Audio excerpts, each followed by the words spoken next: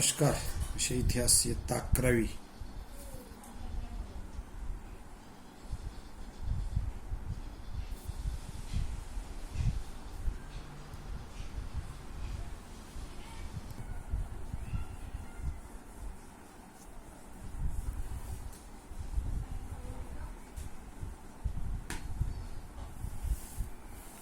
भारतातील दुसरे नागरीकरण प्रकरण 6.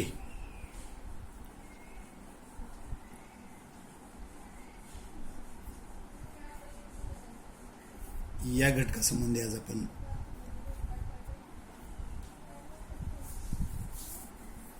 माहिती घेणार आहोत.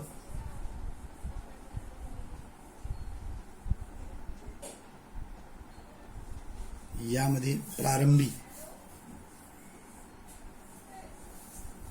महाजनपदांचा उदय,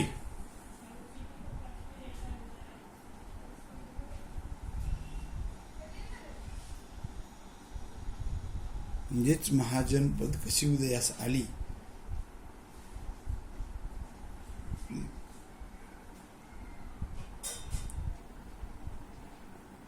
या संबंधी आपण माहिती पाहणार आहोत.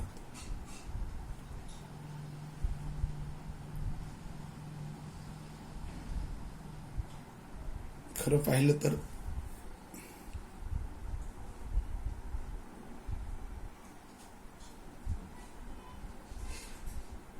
जी जनपद होती ही या जनपदांना भौगोलिक विस्ताराची एक महत्वाकांक्षा वाढली. त्यामधून जनपदामध्ये आपापसात संघर्ष होऊ लागले.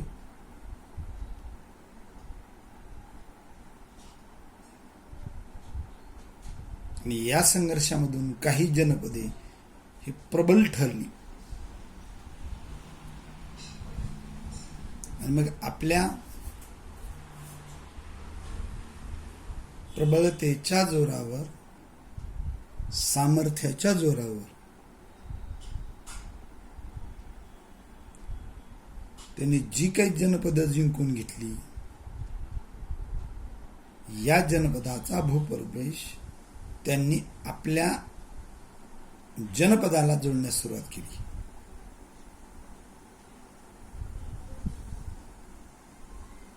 आणि यामधून मग इतर जनपदाचा भूभाग या जनपदामध्ये समाविष्ट केल्यामुळे, जोडल्यामुळे या जनपदाच्या सीमा विस्तारल्या आणि यामधूनच त्यांना महाजनपदाचे स्वरूप प्राप्त झाले. म्हणजेच महाजनपदाचा उदय हा जनपदामधून झाला. जी जनपदे प्रबळ होती, या जनपदाने काही जनपदे जिंकून घेतली, त्याचा भूप्रदेश आपल्या प्रदेशाला जोडला, आपल्या प्रदेशामध्ये सामील केला आणि यापासूनच महाजनपद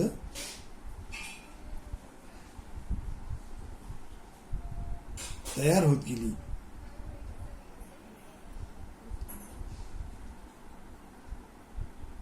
इसवी पूर्व 600 वर्षाच्या सुमारास भारतीय उपखंडाचा वायव्य प्रदेश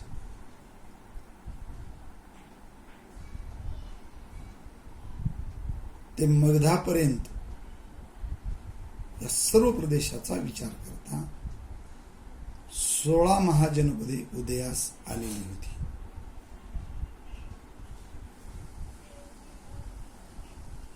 वेगवेगळे भूप्रदेश जिंकून घ्यायचे आणि हे भूप्रदेश आपल्या राज्याला जोडून त्याचा राज्य विस्तार करायचा. अशा पद्धतीने महाजनपदाच्या उदया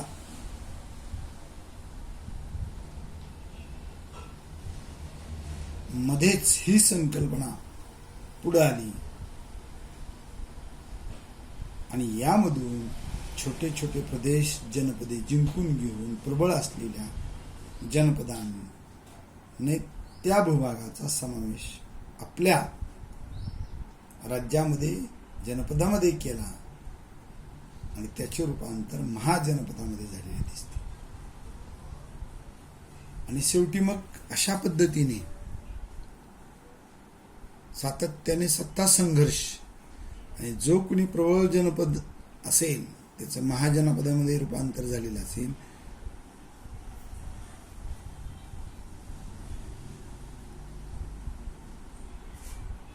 त्याने इतर जनपदाला आपल्या राज्यामध्ये समाविष्ट करून घेतले आणि मगधासारखा विशाल साम्राज्य किंवा मगध राज्यासारखे विशाल साम्राज्य उदयाला आलेले दिसते.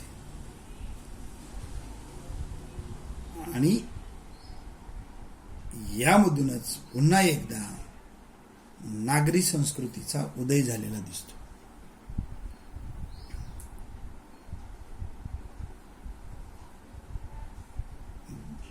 जैन आणि बौद्ध ग्रंथामध्ये 16 महाजनपदांचा उल्लेख आढळतो.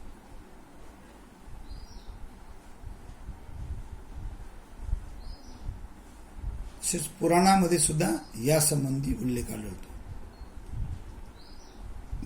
तर बौद्ध ग्रंथाचा काळ महाजनपदाच्या काळाशी अधिक जवळचा असल्यास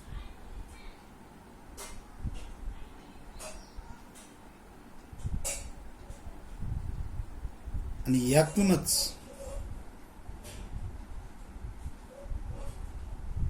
या ग्रंथामध्ये जी महाजनपदाची नावे दिलेली आहेत जास्त ग्राह्य किंवा प्रामाण्य म्हणता येईल आपल्याला मानली जातात.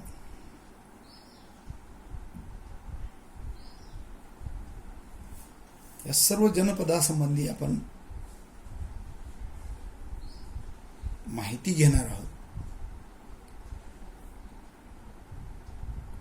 क्रमशः याचा विचार करणार आहोत. जसं 16 महाजनपदामध्ये अश्मक किंवा असक हे महाजनपद हे आजच्या महाराष्ट्राशी संबंधित आहे किंवा निगडीत आहे असे आपल्याला म्हणता येईल. म्हणजेच आजच्या महाराष्ट्रामध्येच 16 जनपदापैकीचे एक असलेले अश्मक किंवा असक हे जनपद महाराष्ट्राशी संबंधित किंवा निगडीत येते. भौगोलिक दृष्टिकोनातून त्याचा विचार केला तर ते महाराष्ट्रामध्ये होते असे म्हणता येईल. पुन्हा अश्मक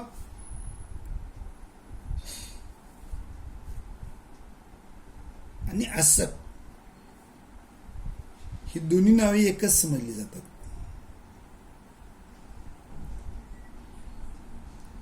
अश्मक हे संस्कृत भाषेतील आहे, असक हे पाली भाषेतील आहे. उदाहरणार्थ पाणिनीने त्याच्या ग्रंथामध्ये अष्टाध्यायी या व्याकरण ग्रंथामध्ये अवंत्यास्मक असा उल्लेख आहे. त्याचा अर्थ अवंती आणि अश्मक ही राज्ये एकमेकात जवळ होती असा होतो. त्याचबरोबर पाणिनीच्या अष्टाध्यायी मध्ये अश्वायन, अश्वकायन आणि हस्तिकायन अशा 3 राज्यांचा नावाचाही उल्लेख येतो. जेव्हा भारतावर सिकंदराने स्वारी केली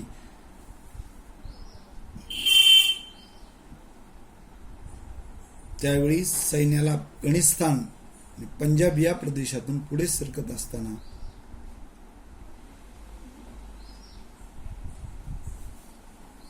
काही लढवय्या जमातींना प्रतिकार करावा लागला. त्यामध्ये आसपास सिओए, अस्सकेनॉय आणि अस्तकेनॉय या गणराज्याचा उल्लेख सिकंदराबरोबर आलेल्या ग्रीक इतिहासकाराने केलेला दिसून येतो. ही 3 गणराज्य म्हणजेच अनुक्रमे अश्वायन, अश्वकायन आणि हस्तिकायन ही होत.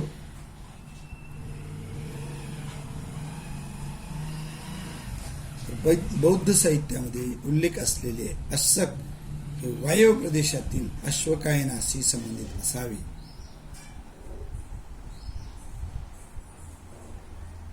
ज्यांचा अश्वकांशी काही संबंध नसावा असं इतिहासकाराचं म्हणणं आहे. गौतम बुद्धाच्या काळात अशक राजाला अंधक राजा म्हणून ओळखले जातात.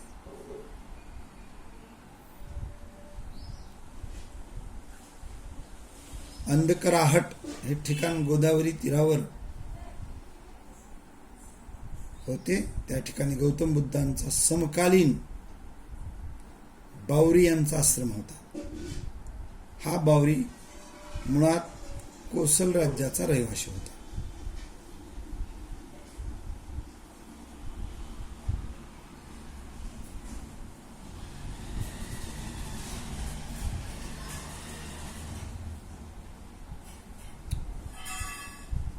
बावरी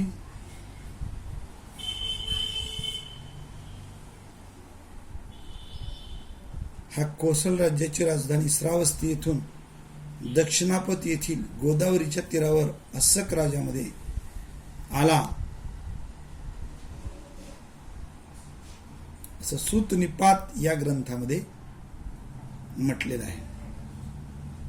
या उल्लेखाच्या आधारे बौद्ध ग्रंथातील अशक या पाली भाषेतील नावाचे संस्कृत रूप अश्मक असे आहे आणि ती दोन्ही नावे एकाच प्रदेशाची आहेत.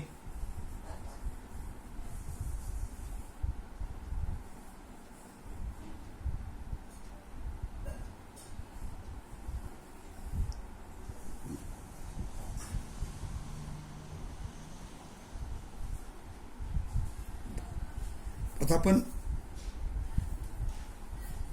जी महाजनपदे आहेत या महाजनपदाच्या संदर्भामध्ये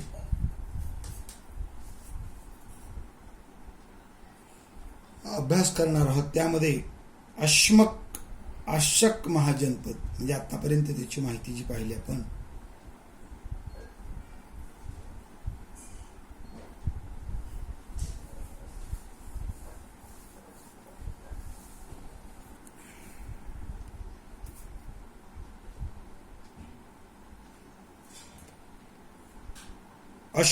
अशक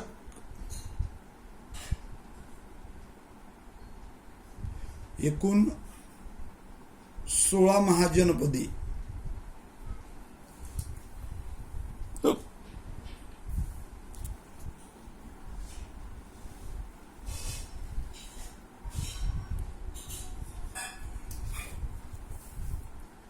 या 16 महाजनपदांचा विचार करता अश्मक हे महाजनपद किंवा राज्य दक्षिणापथ नावाने ओळखल्या जाणाऱ्या प्रदेशात होते, म्हणजे दक्षिणेकडे होते.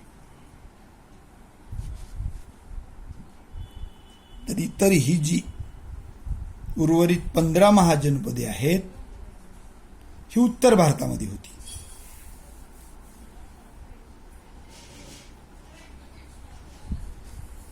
आता अश्मक या ज्या महाजनपदाच्या संदर्भामध्ये सूत निपात या ग्रंथामध्ये सविस्तर माहिती देण्यात आलेली आहे. यानुसार दक्षिणापथाचे म्हणजे अश्मक चे सविस्तर वर्णन करण्यात आलेले आहे. म्हणजेच दक्षिणापथ दक्षिण दिशा पथ मार्ग हा महत्वाचा व्यापारी मार्ग त्यावेळेला मानला जात असे. श्रावस्ती पासून उज्जैनी, महिष्मती या मार्गाने येऊन विंध्य पर्वत ओलांडून दक्षिणेकडे प्रतिष्ठानपर्यंत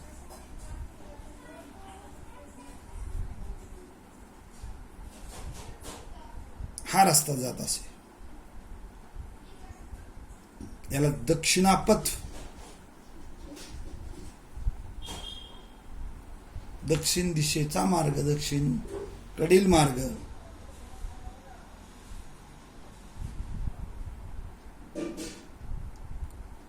महागोविंद सुक्तांत या बौद्ध ग्रंथात अशक राजाचा ब्रह्मादत्त नावाचा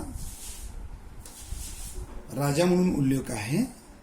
म्हणजेच अशक राजाचा राजा ब्रह्मादत्त आणि त्याच्या राजधानीचे नाव पोतन. पोतन म्हणजे सध्याच्या महाराष्ट्रातील बुलढाणा जिल्ह्यातील नांदुरा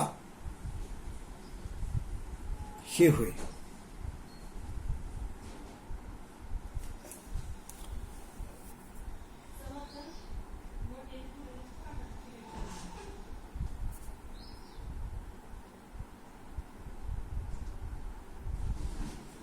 सोळा महाजनपदामधील आपण आताच पाहिल्याप्रमाणे अश्मक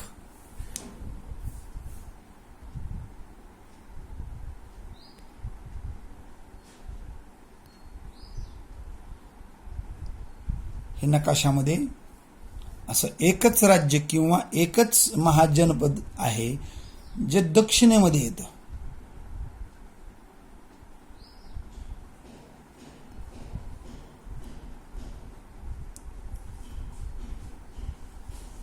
हा नकाशा इसवी पूर्व 6वे शतक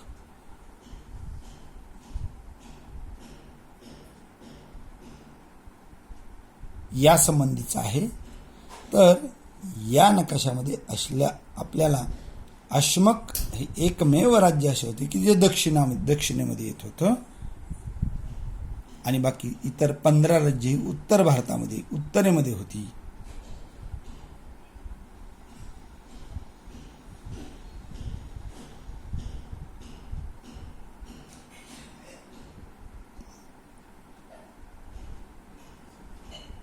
पोतन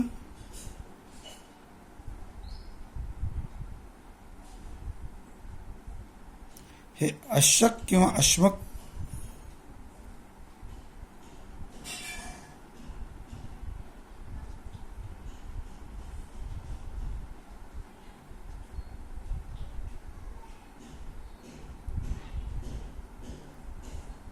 या ठिकाणचे नगर यालाच पोटली, पौंडेय अशी नावे आहेत. यातच म्हणजेच अस्मक जनपदाला समकालीन असलेली विदर्भ, भोज, दंडक आणि कालिंग ही जनपदे दक्षिण पथामध्ये समाविष्ट होती. त्यामधील पहिली तीन जी जनपदे आहेत ही प्राचीन महाराष्ट्राचा भाग होती. त्याखेरीज आंध्र, शबर, पुलिंद आणि मुतीब यासारख्या जमातीची राज्ये गोदावरी आणि कृष्णा या नद्यांच्या खोऱ्यामध्ये आढळून येतात. जैन ग्रंथामध्ये पहिले तीर्थकर ऋषभनाथ यांचा पुत्र बाहुबली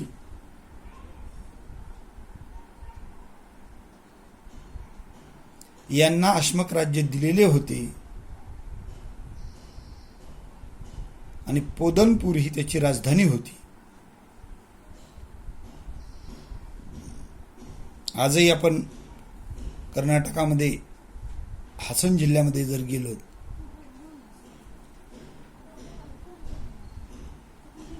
श्रवणबेळगोळ येथे बाहुबलीची भव्य मूर्ती आहे. बाहुबली यांना केवळ ज्ञान प्राप्ती झालेली होती.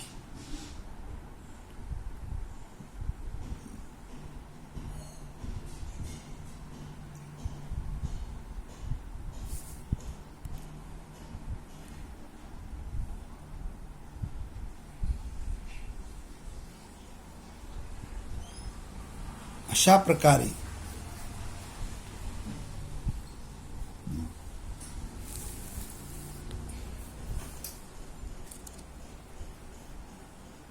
महाराष्ट्राशी संबंधित असलेले अश्मक हे महाजनपद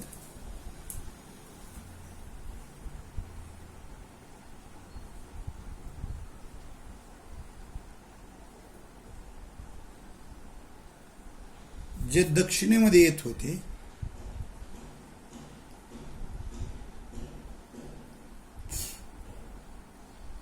ज्याचा संबंध आजच्या महाराष्ट्राशी येतो, महाराष्ट्रातील भूभागाशी येतो,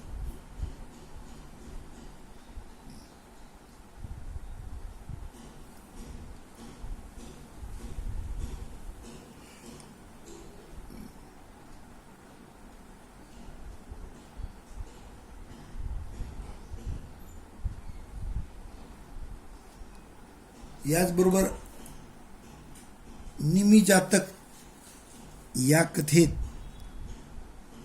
विदेह राज्याची राजधानी मिथिला येथे होऊन गेलेल्या राज्यांच्या नावांच्या यादी दिलेली आहे. या यादीमध्ये अस्सक नावाच्या राजाचा समावेश आहे. अस्सक जातक या कथेमध्ये काशी राज्याच्या अस्सक नावाच्या राज्याची आणि त्याच्या सौंदर्यवती राणींची गोष्ट आहे. त्यामध्ये पोटली ही अस्सक राजाची राजधानी असल्याचा उल्लेख आहे. प्राचीन काशी राज्याची राजधानी वाराणसी होती, मात्र पोटली या राजधानीच्या उल्लेखाच्या आधारे अस्सक राजा काशी राजाचा मांडलिक असावा असं म्हटलं जातं किंवा अशा पद्धतीचं एक अनुमान काढलं जातं. म्हणजेच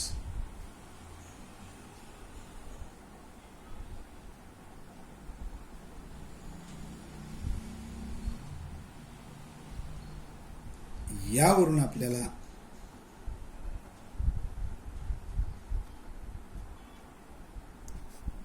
असे म्हणता येईल की काशी राज्याचा आणि अस्सक राज्याचा काही ना काही संबंध होता. म्हणूनच याला म्हणजे अस्सक राज्याला काशी राज्याचा मांडलिक असं म्हटलेलं आहे. त्याचबरोबर चुलकलिंग जातक नावाच्या कथेनुसार देखील दंतपूरच्या कलिंग राजाने दिलेल्या आव्हानामुळे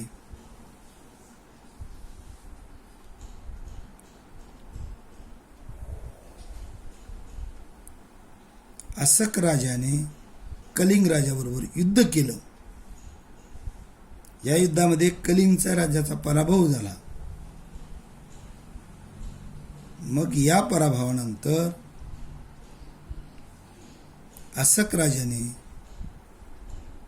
कलिंग राजाच्या मुलीबरोबर विवाह केला. त्यामुळे या दोन्ही राज्यात पुढे चांगले संबंध प्रस्थापित झाले.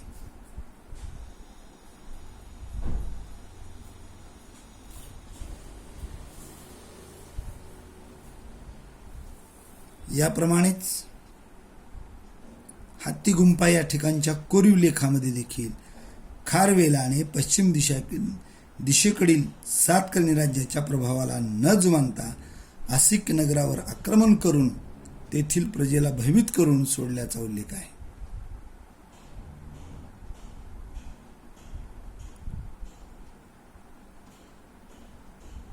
आणि म्हणूनच यामधून काही इतिहासकारांचं असं म्हणणं आहे की चुलकलिंग, जातकालीन अस्सक आणि खारवेलाच्या कोरीव लेखातील आसिक नगर एकच असावे.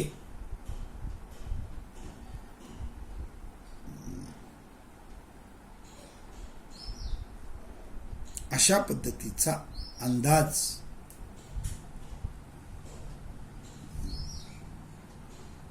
वर्तविण्यात आलेला आहे.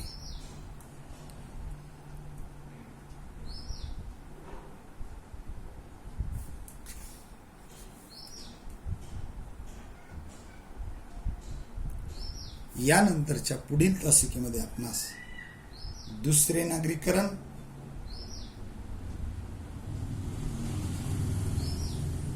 कशा पद्धतीने झाले,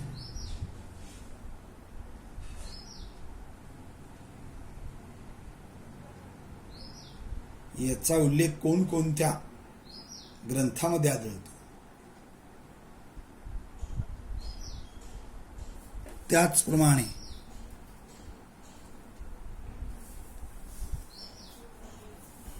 महाजनपदे आणि त्यांच्या काळातील नगरे कोणकोणती आहेत?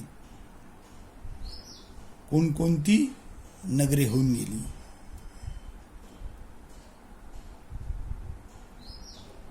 या संबंधीची माहिती आपल्याला पुढील तासिकेमध्ये पाहायची आहे.